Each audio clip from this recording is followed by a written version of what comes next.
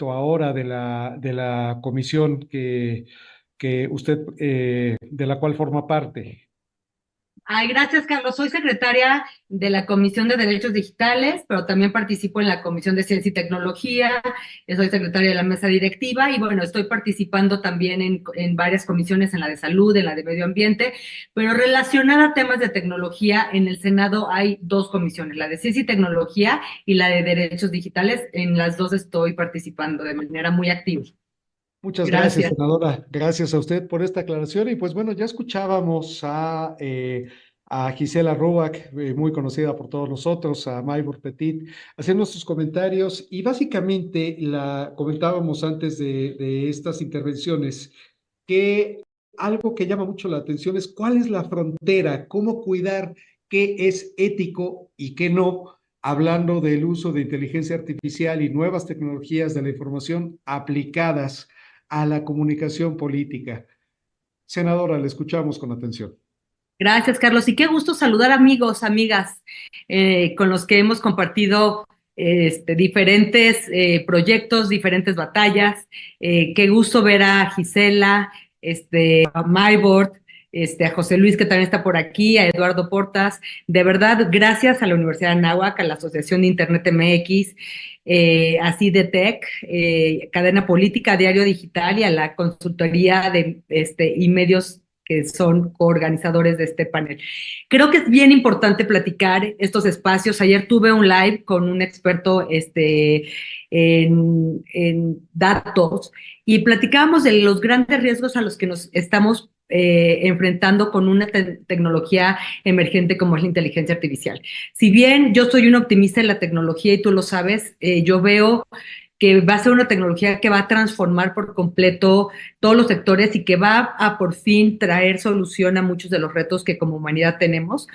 Nos estamos enfrentando hoy a uno de los grandes retos de la inteligencia artificial e incluso te podría decir que en los debates a nivel mundial se está debatiendo los usos, cuáles deberían de ser los usos de alto riesgo e incluso cuáles deberían de ser los usos prohibidos de la inteligencia artificial. Y uno de ellos es el uso de inteligencia artificial en las campañas electorales. ¿Por qué? Este 2024, 4.000 millones de personas vamos a salir a votar.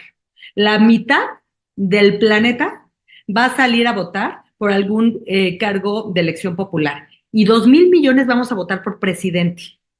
Sin embargo, llega justo este año electoral tan grande, el más grande de la historia del mundo y el más grande de la historia de nuestro país. En nuestro país vamos a votar por más de 20.000 puestos, incluido presidente o presidenta, y está llegando esta elección justo cuando está llegando esta tecnología, esta nueva tecnología a las campañas electorales, la inteligencia artificial. Entonces, estamos frente a una amenaza real a la democracia del mundo. Estamos frente a una amenaza real a la democracia de nuestro país a través de la manipulación, a través de la desinformación, a través de la información falsa o a través de los deepfakes. ¿Por qué es diferente esta elección a hace 6 años? Es diferente por el avance tecnológico. Hace 6 años ya lo mencionaba Gisela, ya lo mencionaba Maybord, el famoso caso que se hizo muy mediático de Cambridge Analytica. He tenido oportunidad de participar llevando la estrategia digital de varias campañas, incluso presidenciales en nuestro país, y era muy conocido esta empresa que compra datos a Facebook, compra 50 millones de datos a Facebook y empieza durante años a hacer un perfilamiento. ¿Qué es un perfilamiento? Un perfilamiento es cuando saben exactamente quién soy yo, qué me gusta, a qué reacciono, qué necesito. Y esto durante muchos años lo han estado haciendo las redes sociales. Las redes sociales, por eso nos lanzan de regreso recomendaciones de amigos, recomendaciones de productos, redes sociales y sitios de internet, ¿no? Que han estado aprendiendo quiénes somos, aprendiendo qué nos gusta, aprendiendo qué necesitamos. Y entonces se empieza a volver, se empieza a transformar el marketing. El marketing se empieza a hacer un marketing personalizado. Pero cuando tú me hablas de cuáles son, qué es ético y qué no es ético. Bueno, ¿qué no es ético? La manipulación. Claramente, si tú a través de lo que sabes de mí, por lo que yo no te he dado o sea, el consentimiento de perfilarme. Me lanzas información, empiezas a mandarme información, o sea, información falsa, información manipulada, deepfakes, para que reaccione de cierta forma y que cambie mi opinión o que vote por cierta persona o por cierta ideología. Eso es manipulación, eso no es ético y debería de ser ilegal. Nos estamos enfrentando a un gran dilema ético hoy. ¿Cuál? Que no tenemos una regulación en el mundo. Y en México teníamos que haber hecho cambios a la ley electoral, reformas, tuvimos hasta mayo del año pasado, hasta mayo de 2023, para poder hacer un cambio a la ley electoral y poder meter el tema de si se podía usar o no se podía usar inteligencia artificial en las campañas. Entonces, hoy que no tenemos una regulación, ¿qué nos queda? Pues nos queda realmente informar y por eso aplaudo estos conversatorios, estos paneles, porque necesitamos decirle a la gente qué viene en semanas. En semanas vamos a estar viendo, consumiendo videos, imágenes, audios que muy probablemente no vayan a ser reales. Y que ese contenido que vamos a estar viendo en las redes sociales, pues quizá va a manipular nuestra intención o va a cambiar nuestro voto. Entonces, nos queda hay un gran, sobre la mesa está esta conversación, ¿no? O sea, ¿qué es ético? Pues ya está claro. Si me perfilan y me manipulan, claramente no es ético. Pero, ¿qué vamos a hacer? ¿Qué vamos a hacer como medios? ¿Qué vamos a hacer como ciudadanía? ¿Qué vamos a hacer como autoridades electorales? ¿Qué vamos a hacer como campañas? ¿Qué vamos a hacer con algo que es una realidad? Hemos visto el uso de esta tecnología ya en campañas a nivel mundial. En Francia, es más, en muchos países ya se ha utilizado. Entonces, lo que es muy importante es que tenemos que educarnos como ciudadanos y ser corresponsables de lo que estamos compartiendo en las redes, porque la probabilidad de que sea falso es muy alta. Pues muchas gracias, senadora, por este comentario, por este primer comentario. Y vamos a regresar con usted un poquito más adelante. Cedo ahora el uso de la palabra a José Luis Hernández, el doctor José Luis Hernández, que mencionábamos hace unos momentos. Él es socio fundador de The White Box Project, así como vicepresidente ejecutivo de la Asociación de Internet MX, por solamente mencionar dos aspectos muy relevantes de algo que es un amplio currículum del doctor José Luis Hernández, especialista en estos temas relacionados con el ámbito de tecnologías de la información y ahora más específicamente enfocándose también al área de inteligencia artificial. De hecho, algo de lo que son profundamente conocedores en White Box Project desde que esta tecnología empezó a gestarse. Estimado doctor José Luis, adelante, por favor. Escuchamos tus comentarios a partir, pues, de este saque de salida, esta misma pregunta, ¿cómo cuidar lo ético? Hola Carlos, muchas gracias. Gracias a muchos emprendedores por invitar a Juan Talks de mi parte, privilegio estar aquí con la senadora Lagunes, con Julio Vega, Pablo Corona, que también lo veo por aquí. Y bueno, yo creo que hizo muy bien la síntesis la senadora Lagunes, que esa es la principal problemática de usar la inteligencia artificial en el mundo, la manipulación de la voluntad de las personas, el perfilamiento hacia conductas específicas, ¿no? Como está ocurriendo también en el marketing digital, es algo que también ahí se está cuestionando. Y visto esto a nivel macro, pensemos que la desinformación que genera también, por otro lado, ¿no? Las deepfakes y todas las noticias que se van a ir construyendo a lo largo de estos 3 meses, pero también genera una problemática. Yo creo que México históricamente ha sido un país en donde el derecho electoral y el tema de las elecciones se ha cuidado mucho. Hemos sido los mexicanos ejemplo a nivel América Latina. lo curioso también es que cada 6 años viene una reforma grande a nivel electoral, porque hemos detectado anomalías que la oposición en ese momento pues exige que se ponga en norma jurídica. Pero como bien dijo la senadora Lagunes, ahorita nos agarra esta tecnología a mitad del camino porque no solo no hay regulación, lo que se está construyendo por las grandes empresas que están regulando esto a nivel interno, es decir, poniendo una autenticación de contenido, ¿no? Ver cómo yo genero autenticación de contenido, pero también está en una versión beta.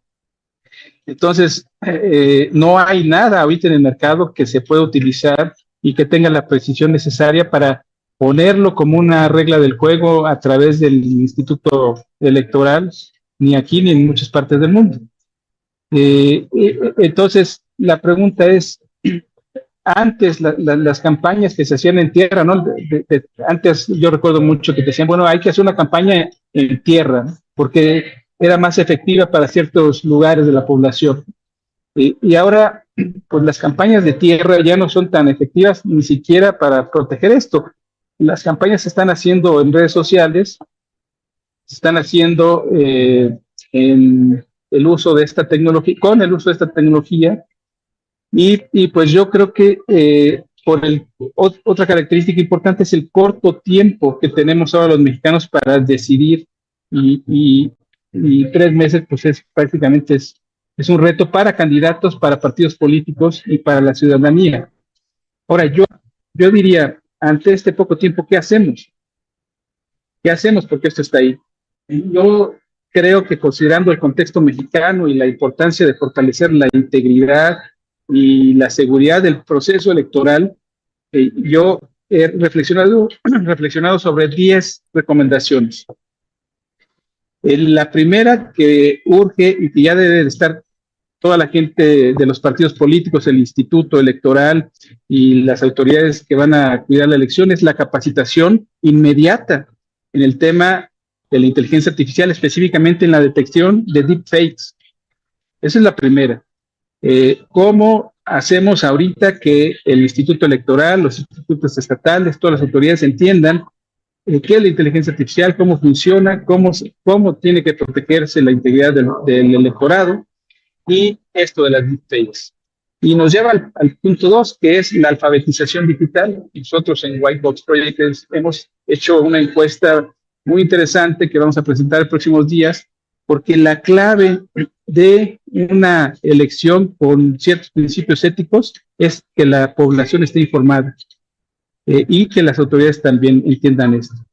Un tercer punto creo que es importante, es la transparencia en el uso de datos. La transparencia es esencial para la confianza pública, pero no sería posible sin lo que llamamos ahora auditorías algorítmicas. Es un concepto nuevo que se está generando y que creo que ante una contienda electoral que sea problemática, pensemos que esté muy cerrada la contienda y que alguno de los candidatos impugne la elección, no solamente con el tradicional voto por voto, sino ahora con evidencias que demuestren que hubo manipulación de votantes y hubo mecanismos de inteligencia artificial o herramientas de inteligencia artificial para beneficiar al otro, pues se va a generar aquí la necesidad de que la autoridad electoral acuda a empresas especializadas en este tema. Y bueno, creo que también la adopción de estándares globales, como esto de la regulación de contenidos, pues es necesario, ¿no? De tal forma que se pueda construir en pocos meses unas herramientas básicas para que la autoridad electoral, los partidos políticos, los votantes y la sociedad en general tengamos algunos elementos para la toma de decisiones y para la defensa del voto, y para generar la ética en las elecciones, ya que pues siempre también ha sido un problema esto, ¿no? Si antes, por ejemplo, las elecciones se ganaban con estrategias básicas muy conocidas por muchos de nosotros que tuvimos la oportunidad de votar en el siglo pasado, como el robo de urnas, el robo de listas, estrategias electorales que eran muy conocidas en el ámbito mexicano, pues ahora vamos a sumarle a eso, que permanecerá, seguramente estará presente ahí, un eslabón más que es el uso de inteligencia artificial para temas electorales. Y creo que aquí yo dejo el comentario y doy la palabra a Carlos para que continúe eso. Pues es muy importante, de hecho, querido doctor José Luis, después en la siguiente intervención nos gustaría que nos platicaras precisamente de algunas herramientas como las credenciales de contenidos, por ejemplo, de qué manera se pueden aplicar para este contexto. Muchísimas gracias, José Luis. Regresamos en un momento más contigo y vamos a dar ahora la palabra. También el tiempo se nos está yendo rapidísimo en esta sesión. Vamos a pedirle, por favor, al doctor Eduardo Portas Ruiz, que él es especialista en comunicación estratégica, es doctor por la Universidad Anáhuac, México, y un gran conocedor también de todo lo que tiene que ver con el uso de herramientas, pero sobre todo de los contenidos que se van a hacer llegar. Querido Eduardo, ¿cuál es tu opinión a este respecto, desde tu perspectiva? ¿Cuáles son los retos que tenemos de frente de cara a el uso de estas nuevas tecnologías impulsadas por inteligencia artificial para la comunicación estratégica, en este caso de carácter político, y como se está hablando aquí en este panel, los eventuales riesgos para seguridad que tú detectas? Adelante, por favor. Sí, gracias, Carlos. Y muchísimas gracias también por la invitación y el magnífico panel que has organizado el día de hoy para un tema que pues creo que es fundamental para nuestro país y que solo va a ser todavía más importante a medida que avanzamos en los siguientes meses. Entonces, sin duda, lo que han comentado los participantes previos, muy interesante. Realmente estamos en ese momento en donde ya tenemos encima a al clima electoral, ya lo tenemos todos los días, están surgiendo pues informaciones que tienden a desbalancear a un político, a un partido, a un candidato u otro, y esto solo se va a intensificar en las próximas semanas, como bien han dicho. Yo creo que a estas alturas hay que ser muy realista y hay que entender que no lo vamos a frenar, que va a haber cada vez más deepfakes, ya sea en audio, en video, en fotografía, etcétera. Y realmente la única frontera que nos queda es enfatizar la alfabetización mediática.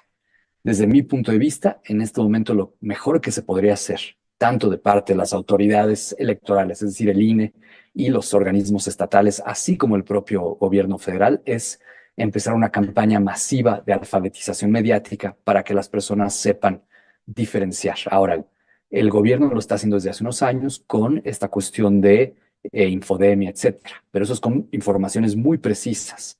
Aquí estamos hablando de las bases de lo que implica tener buena alfabetización mediática. Coteja los links, revisa en la página oficial si esa información es verdadera o falsa.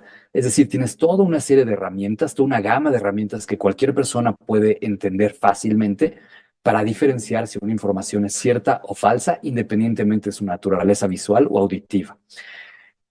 Ese esfuerzo es el que no se ha hecho a ningún nivel en este país desde hace décadas. Y es en donde ya hemos llegado al momento de que es necesario hacerlo por el bien de un proceso político sumamente importante.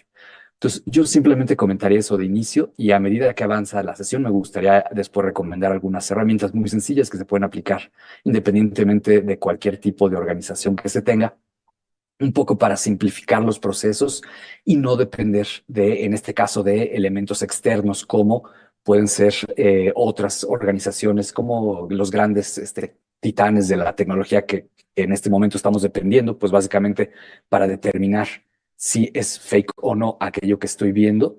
Entonces, para no depender de un factor externo, nosotros mismos como mexicanos podemos tomar medidas muy sencillas, muy directas, para simplemente empezar a otra vez cuadrar este escenario y que nos convenga a nosotros y que nosotros seamos los que realmente estamos decidiendo y no organismos externos que muchas veces pues ni tienen ni están asentados en nuestros países. Entonces sí es un problema real, no hay nadie en el mundo de la comunicación que no entienda que esto es un problema muy serio, muy real.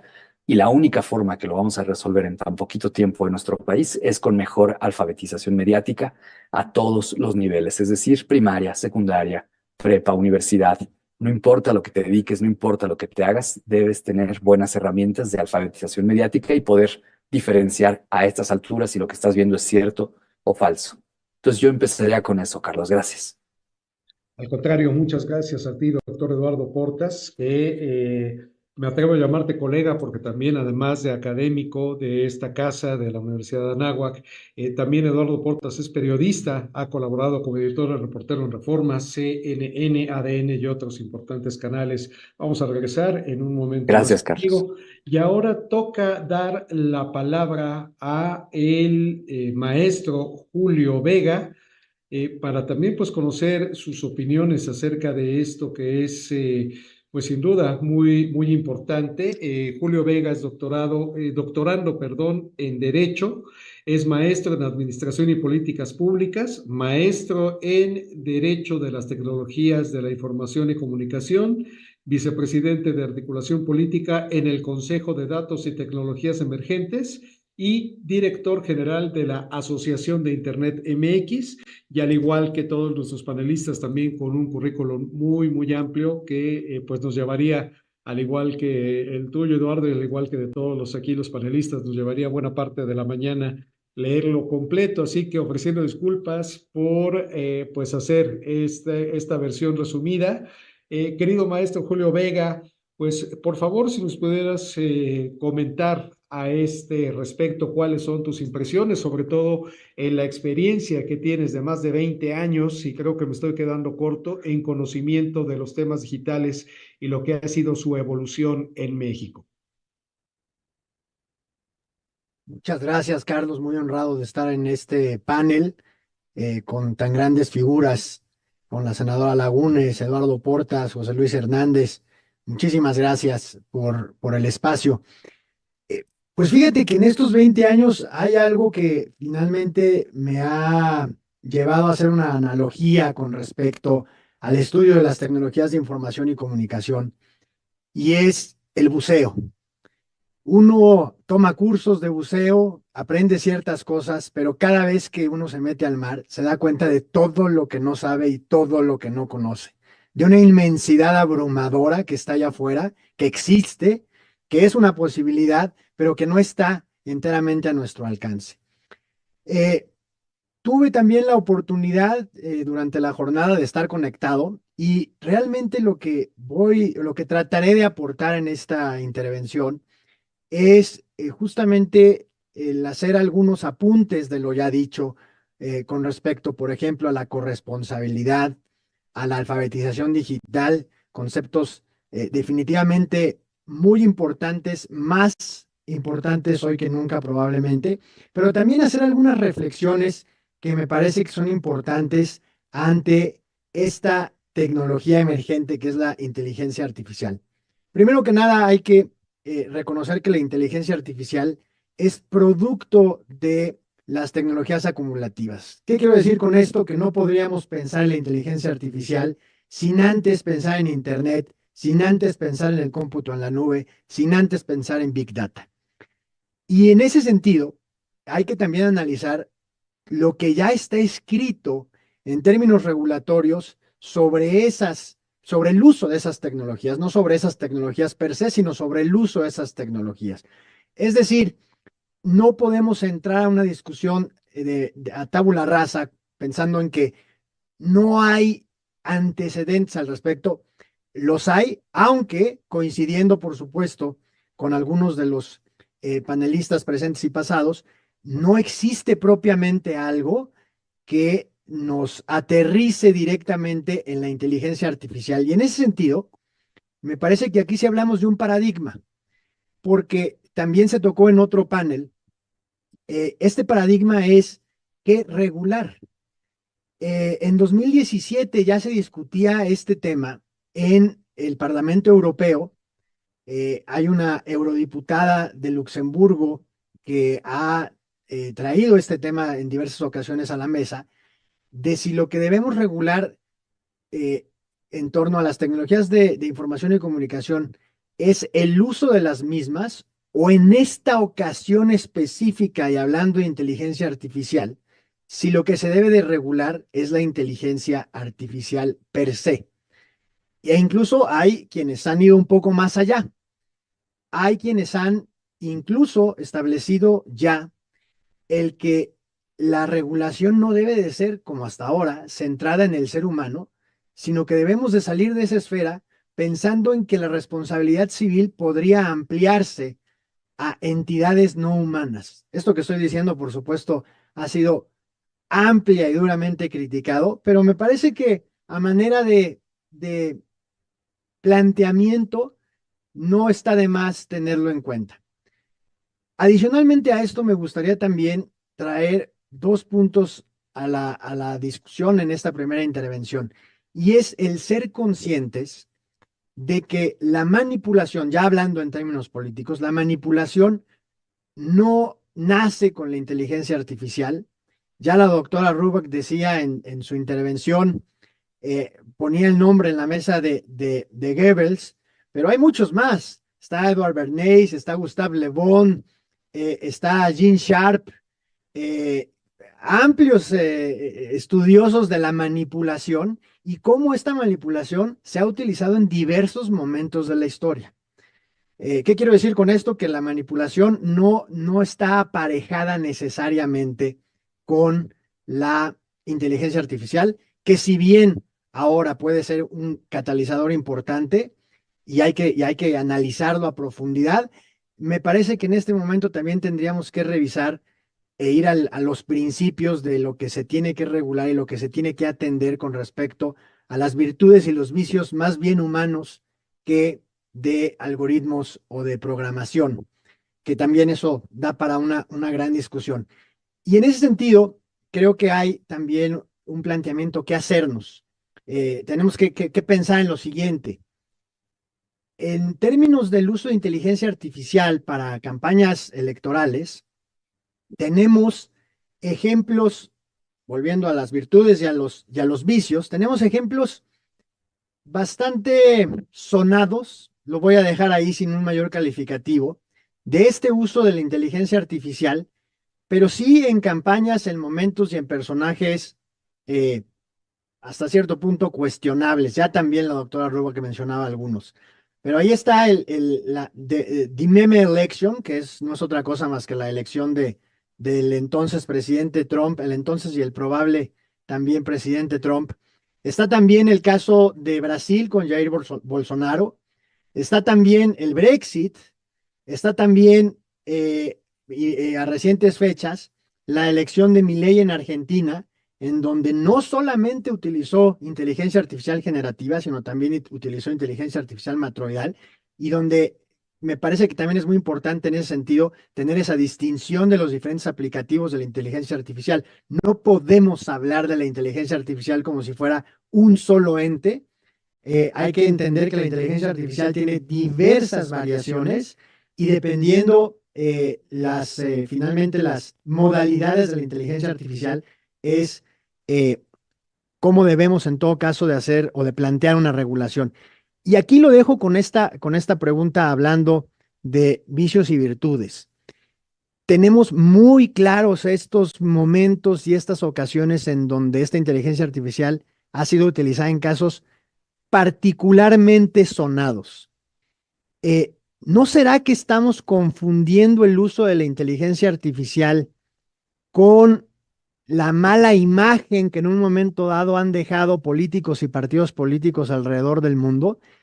¿No será que nos falta algunos ejemplos de inteligencia artificial virtuosa en las campañas electorales para poder realmente hacer un planteamiento sensato de cómo debiera esto de regularse?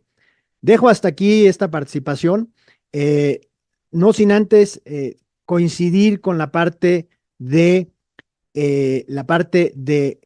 corresponsabilidad, simple y sencillamente trayendo aquí un punto que utiliza Byung-Chul Han, el coreano, que me parece fantástico. Hoy somos residentes del panóptico digital. El panóptico digital, en donde, a diferencia del el panóptico de Betham, aquí nosotros somos los que voluntariamente damos nuestros datos, nos congratulamos por ello, lo celebramos y buscamos que cada vez más personas conozcan de nosotros. Lo dejo a nivel pregunta. Gracias, Carlos. Al contrario, muchas gracias, Julio. Pues vamos, el tiempo está siendo realmente un tirano. De hecho, pues pues bueno, ya algunos de nuestros panelistas se tienen que retirar. En este caso, José Luis Hernández, muy breve, te pedimos por favor una conclusión y tu conclusión personal.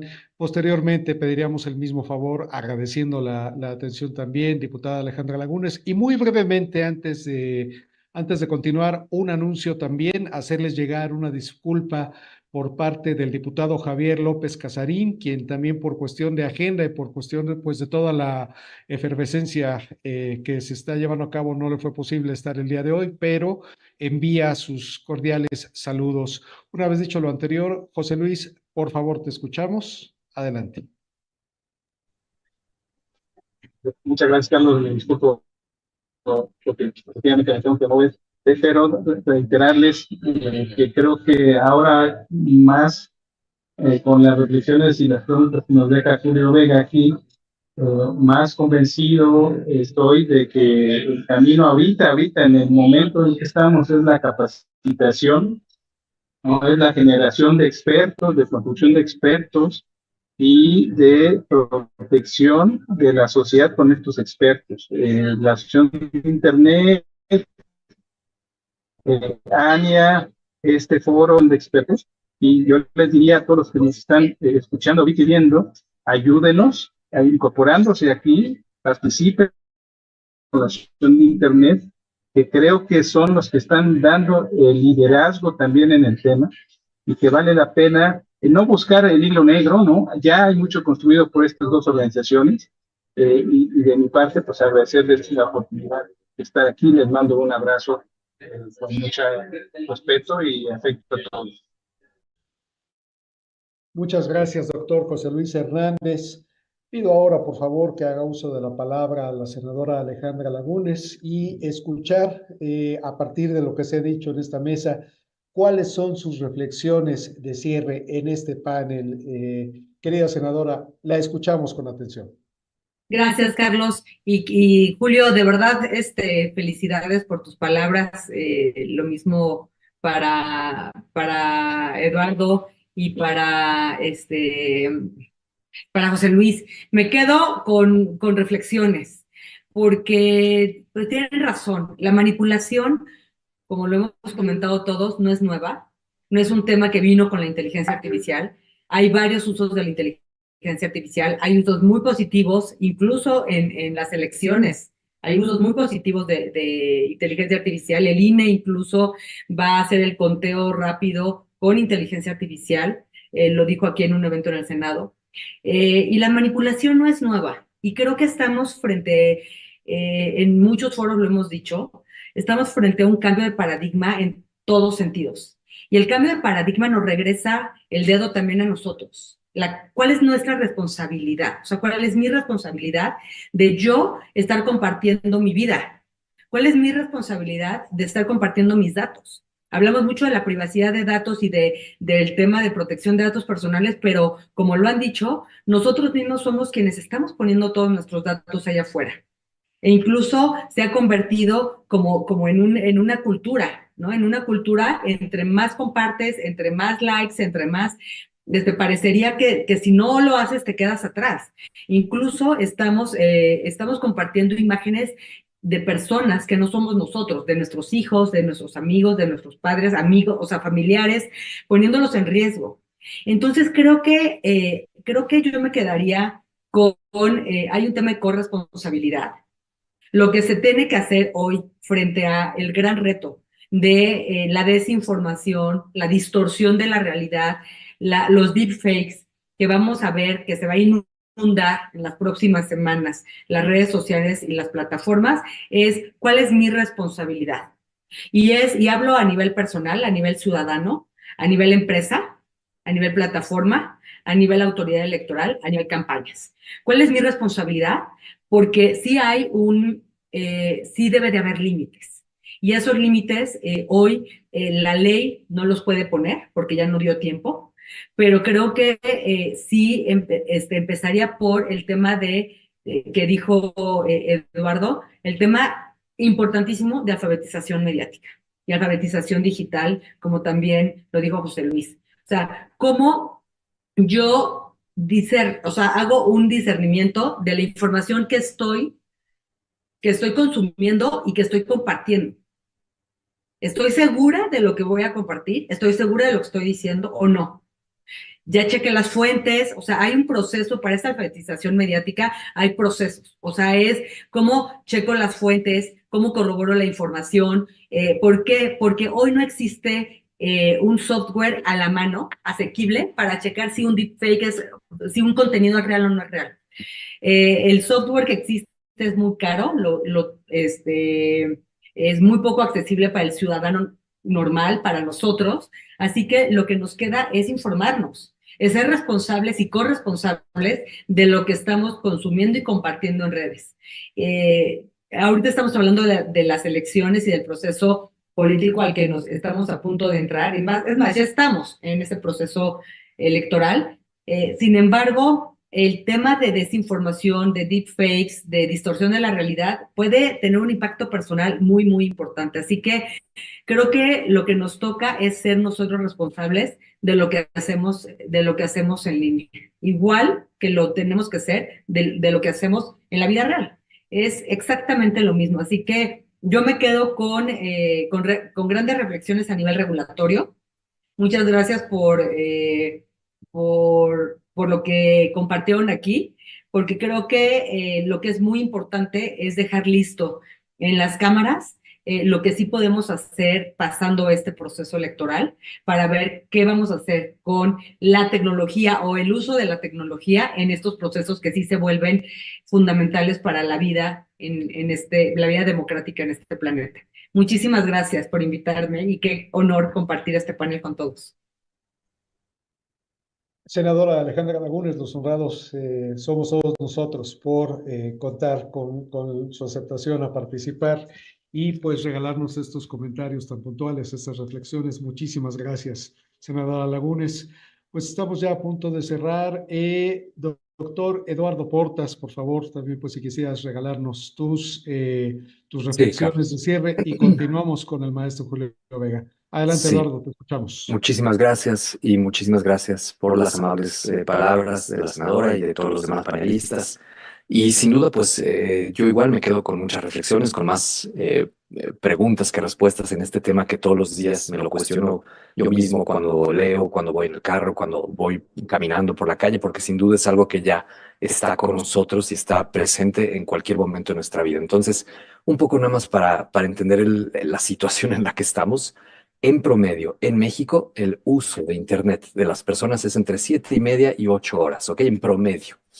De esas 7:30 a 8 horas, estamos hablando de 3 horas con 40 minutos más o menos, es el uso de redes sociales. Sí, casi la mitad de todo el tiempo, el mexicano que está en Internet lo pasa en redes sociales. Esto es promedio. Si te vas por grupos de edad, gente mientras más joven, pues evidentemente está 8, 12 horas todos los días y la mitad de esas 8, 12 horas son en redes sociales. Entonces, ese es el reto, ese es el panorama y el entorno en el que estamos y donde estas informaciones de inteligencia artificial, fake news, todo eso están circulando constantemente y que va a ser sumamente difícil, digamos, meter el genio en la botella o meter el conejo a la chistera de nuevo una vez que ya salió. Entonces, ese es el entorno en el que estamos. La gente que interactúa, como en mi caso, con personas jóvenes, pues no les miento, en ningún momento del día se despegan de la computadora, del celular, etcétera. En ningún momento de los 18, 19 horas que están despiertos en el día, en ningún momento se despegan de este aparato y no me dejarás mentir, Carlos. Y bueno, además de que nosotros somos periodistas, entonces por nuestro trabajo, pero hay gente que lo hace voluntariamente por cuestiones de su vida social, su vida personal, su vida, en este caso, lo que le da sentido a su mundo, le implica compulsivamente estar conectado al teléfono. Entonces, es un problema real, es una situación real, es un entorno en el que México está plenamente metido. Simplemente ya para terminar, me gustaría cerrar con una breve recomendación y es que México también curiosamente es uno de los países que más utiliza los famosos códigos QR, los que todo el mundo ha visto en distintos restaurantes, distintos lugares, en el cine, etcétera. Todo el tiempo estamos con el código QR. Entonces me gustaría hacer la breve recomendación a todas las personas que están en posición de tomar acciones que son tomadores de decisión en este panel y que tal vez están escuchando este foro tan interesante después, simplemente recomendar que a cada comunicado, a cada video, a cada audio que se emita, ponerle una marca de agua con código QR. Y este código QR que vincule a la página oficial, a la página oficial de la candidata, del candidato, a su área de prensa, a cualquier lugar que sea el lugar central oficial desde donde se está distribuyendo esta información. Con este pequeño código QR que es gratuito, que es muy sencillo de hacer, que hay en 1000 sistemas que son muy fáciles de utilizar, tal vez con eso lo empezamos a bajar a esta cuestión del fake news, porque al menos vamos a tener un nivel de protección que en este momento pues no existe más que los criterios de la gente que está consumiendo la información. Entonces me gustaría cerrar con eso, Carlos, y agradecer de nuevo con esta breve recomendación. Igual y con eso empezamos a empujar la pelota para adelante. Sí, muchísimas gracias por su tiempo y pues un gusto de nuevo estar aquí con ustedes. Doctor Eduardo Portas, muchas gracias también por estas reflexiones, por pues sin duda, estos consejos que son muy importantes. Y finalmente, pero no menos importante, por supuesto, cerramos con el maestro Julio Vega, director general de la Asociación de Internet MX, quien además, querido Julio, fueron muy pertinentes esas preguntas que nos dejas y que también, pues no nada más para el panel, sino creo que para toda la reflexión de los usuarios de servicios digitales. Querido Julio, escuchamos, por favor, tus comentarios finales. Muchas gracias, Carlos. Y por preguntas no vamos a parar, porque traemos más preguntas. Pero antes voy a aprovechar el último comentario que hizo la senadora Lagunes para hacer una carambola de tres bandas, recordando un punto, hablando de deepfakes y no omitiendo, por supuesto, el motivo de este panel, que son la protección de datos personales. Allá por 2016, en Guadalajara, se organizó, y eso de se organizó, pues no, en realidad organizó la entonces coordinadora de estrategia digital nacional, Alejandra Lagunes, organizó el IGF México, que es el foro de la ONU, el más importante del mundo, pero bueno, no se había hecho aquí en el país en 2016. Y ese año se hizo una agenda muy vinculada a la ciberseguridad. De manera muy ingenua, debo decirlo, me metí a una plática que me taladra todavía hasta el día de hoy. Y esa plática tenía que ver con cómo, a partir de las imágenes de los hijos que una pareja en el Extremo Oriente compartía en Facebook o no me acuerdo en qué red social, compartía en Internet, cómo a partir de esas imágenes y esos videos, la delincuencia organizada dedicada a satisfacer a los pedófilos hacía deepfakes justamente con esta información. ¿Qué les quiero decir con esto? Que tampoco los deepfakes son nada nuevo y los deepfakes han sido ya también motivo de discusiones y regulaciones alrededor del mundo desde hace muchos años. Y es un tema que, bueno, pues hay que seguir discutiendo. Ahora lo traemos en el ámbito electoral, pero que, bueno, finalmente da una muestra de cómo finalmente la tecnología puede ser también mal utilizada para otros fines, ¿no? Aquí quiero cerrar, habiendo dicho esta anécdota, quiero cerrar con dos puntos y dos preguntas que me parece que son importantes. La primera tiene que ver precisamente con lo que concebimos como protección de datos personales, ¿no? Y esto lo pongo en la mesa porque dependiendo el grupo etario al que pertenezcamos o la generación a la que pertenezcamos, la Z, la millennial, la X, la Y, la W, el baby boomer, etcétera, me parece que ahí el cómo cuidamos nuestros datos personales es muy distinto. No es lo mismo la concepción que tiene de la protección de datos personales una persona de mi edad que está en los 40 a una persona que está en los 20. Y esto tenemos que tomarlo en cuenta porque probablemente, como algunos de los ya cada vez más autores están estableciendo, probablemente estamos ante el fin de la privacidad. Hay que planteárnoslo de esa manera porque el cómo se cuidan los datos personales, dependiendo la persona, el lugar en donde uno vive, el grupo, en términos de nivel sociocultural y académico, es distinto.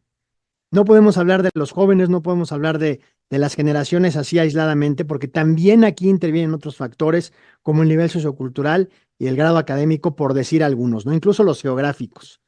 Entonces, bueno, hay que también plantearnos esta parte de cuál es la mejor forma de regular la protección de datos personales hoy día inmersos en el uso de inteligencia artificial. Y por último, también hacernos la pregunta y la reflexión. Ante la inteligencia artificial, ¿podríamos convertirnos en neoluditas? Yo espero que no. Los que rechazan la tecnología lo han hecho desde siglos, no años ni décadas, sino desde siglos atrás. Y hoy me parece que lo que estamos viendo en algunos puntos y desde algunos sectores es una, eh, una actitud neoludista que no creo que sirva, porque eso nos llevaría a desaprovechar los beneficios y las virtudes de la inteligencia artificial. Y por último, simplemente decirles lo siguiente, ya les mencionaba yo lo que desde mi punto de vista han sido ejemplos, hablando de los vicios, han sido ejemplos de cómo se ha utilizado la inteligencia artificial de manera ampliamente cuestionable en campañas presidenciales. Sin embargo, me parece que a través del uso de la inteligencia artificial y otras tecnologías emergentes, se le puede regresar la dignidad a la política, a los políticos y también a los gobernantes. Un gobernante, un político que está cerca del ciudadano y que conoce sus necesidades y que las atiende, me parece que es el político y el gobernante que todos deseamos, teniendo en cuenta la línea muy delgada con respecto a la manipulación. No hay que tapar el sol con un dedo tampoco. Mil gracias, Carlos. Mil gracias a todos.